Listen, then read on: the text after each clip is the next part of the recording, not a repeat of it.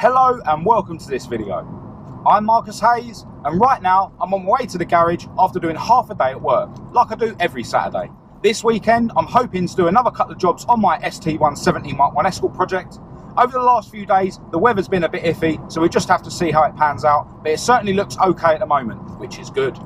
The first thing I'm going to be doing this afternoon is taking a couple of bits down to Power Engineering in Uxbridge to see Zach, who runs Zewspeed. Now Zach is my go-to guy when it comes to welding and fabrication, and he's very high in demand, so I'm really grateful that he's able to fit me in. I've got a little bit of stainless steel welding for him to do, as well as some alloy welding, and I'll explain all about that once I get to the garage.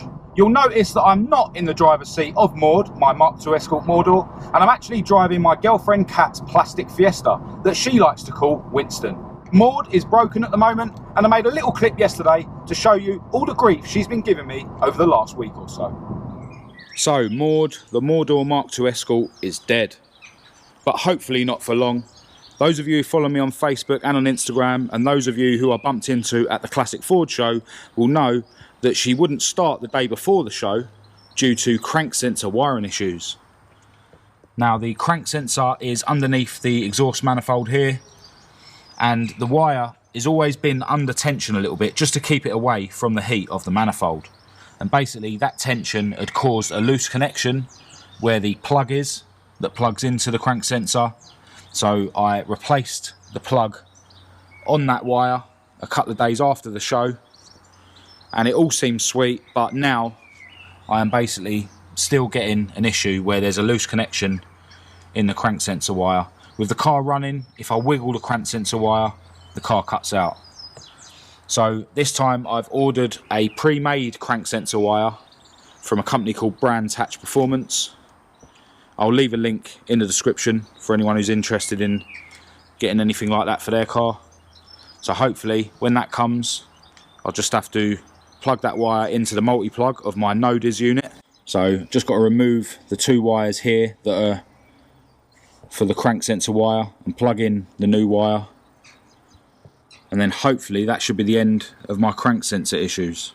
I was also getting an issue with the 12 volt feed to the Naths, to the point where it wasn't actually powering up at all. And as you can see, I've got this really long blue wire going around the back of the seat here, and that is plugged in to my cigarette lighter feed, which is directly off the battery, so it doesn't go through the ignition barrel.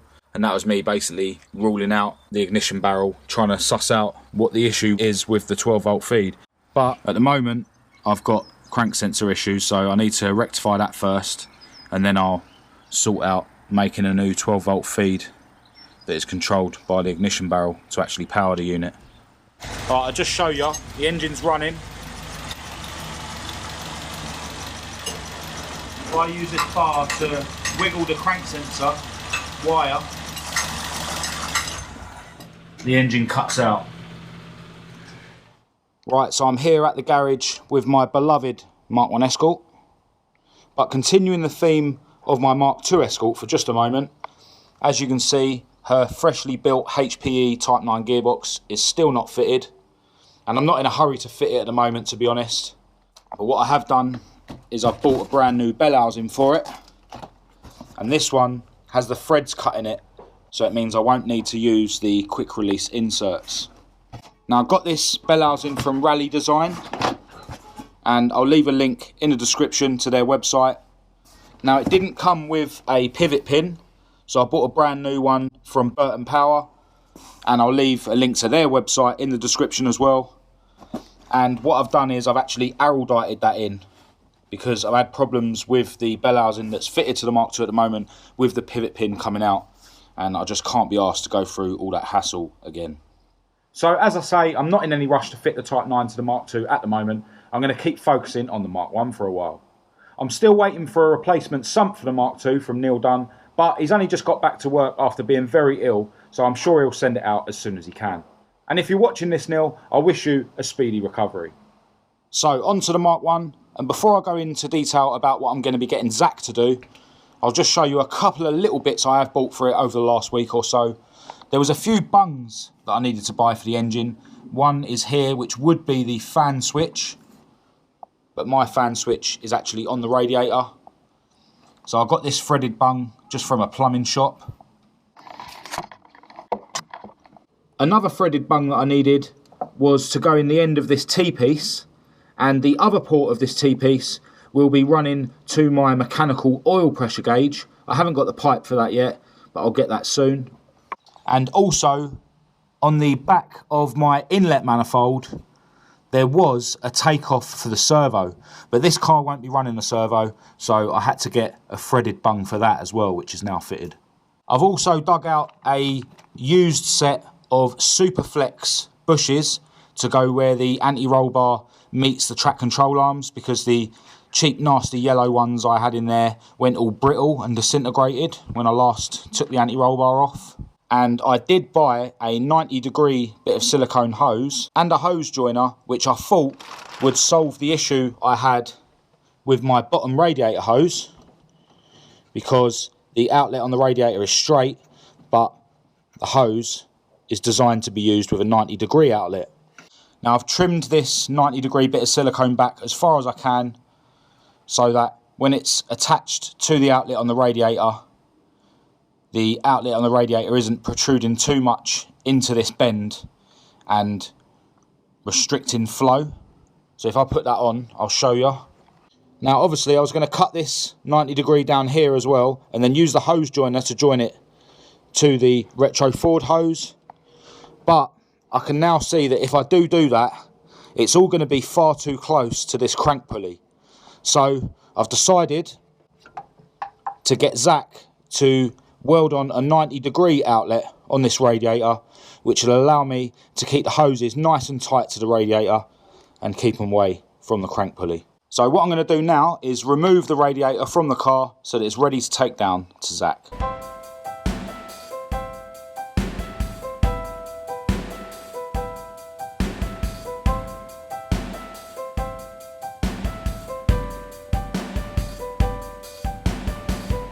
Right, so that's the radiator removed from the Mark 1. The other bit of welding that I want Zach to do involves this, my stainless steel exhaust back box. My whole exhaust system for the Mark 1 was bought from a company called Piper, and I'm really happy with this system. It's the best fitting off-the-shelf system I've ever experienced. It did cost a few quid, to be honest, but I think it was well worth the money. I'll leave a link in the description to Piper's website if you want to go and grab yourself a system for your car. The only thing I'm not happy with this exhaust system is the fact that it has a 2 1/4 inch outwardly rolled tailpipe on it, and I prefer to have a 3 inch outwardly rolled tailpipe. So I got in touch with Zach, and he said it'd be no problem at all to weld on a bigger tailpipe.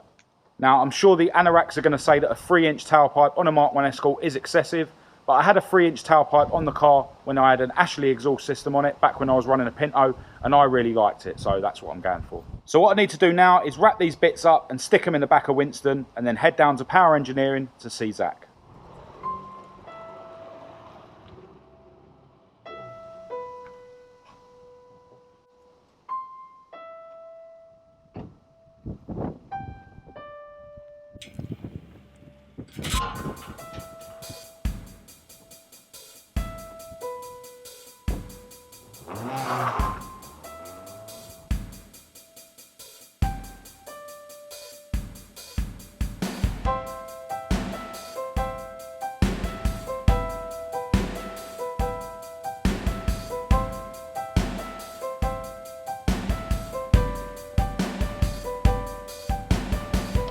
Right, so I've just dropped those bits off to Zach. Before I go, I just want to take a moment to admire his Sierra, which is now sitting even lower than before. Looking absolutely savage with this new stance. And now to go with the front brake delete, it's also got pretty much a front tyre delete. Rubber band tyres. Doesn't drive any different. Really? Yeah, honestly, it drives exactly the same. That looks sick, man. So the front tyres, he's got now a 165 40 17s. He has just bought a set of 185 35 17s, which should actually reach the edge of the wheel, but the tyre wall will be roughly the same height, so it shouldn't affect the look, but might make it look a little bit more legal. Right, I'm going to let you crack on. Right, so I've just stopped off to see what Nath's up to, and he's round here busy working on his Mark IV RS Turbo. So he's cut the front panel off it, and he's going to be removing this front cross member as well. He's got brand new bits to weld on, and he's going to be getting some new front wings for it. Passenger side wing is already removed. He's got a little bit of panel beating to do around this area, but it shouldn't be too much hassle. Good to see the old Mark IV Turbo getting some love, and Nath's just put a kettle on as well, which is sweet. So at the moment Nath is removing all the suspension from the Mark IV. Not the right way.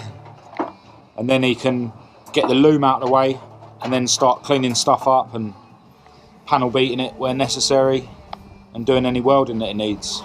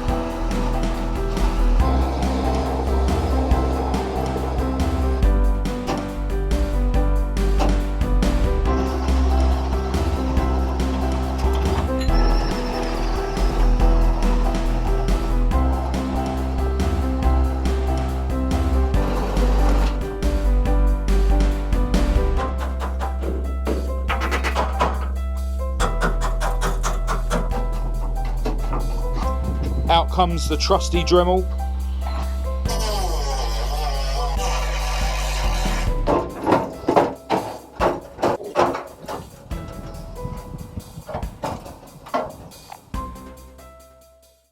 Right, so that's the other wing removed from the Mark IV RS Turbo. Yeah, it's good to see the old Mark IV getting some love. I need to shoot off home now, so I'm going to leave Nath to it. But hopefully next time we see this car on the channel, Nath would have made even more progress on it. Later on. Take it easy. I'll see you soon.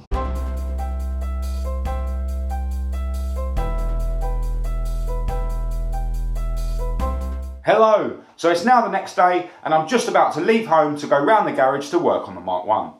I'm going to show that in a different video which you can view in just a couple of days because this video is already getting a little bit too long. I'm going to end this video here, but before I do, I want to send a massive thanks out to Zach for taking on those bits of welding for me. I really appreciate it.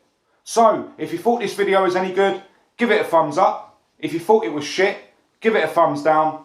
Click subscribe and activate the notification bell to be kept right up to date with any other videos that I post in the future. Make sure you check out my Facebook and my Instagram, and I'll leave the links you need for that in the description as well. Until next time, thanks for watching.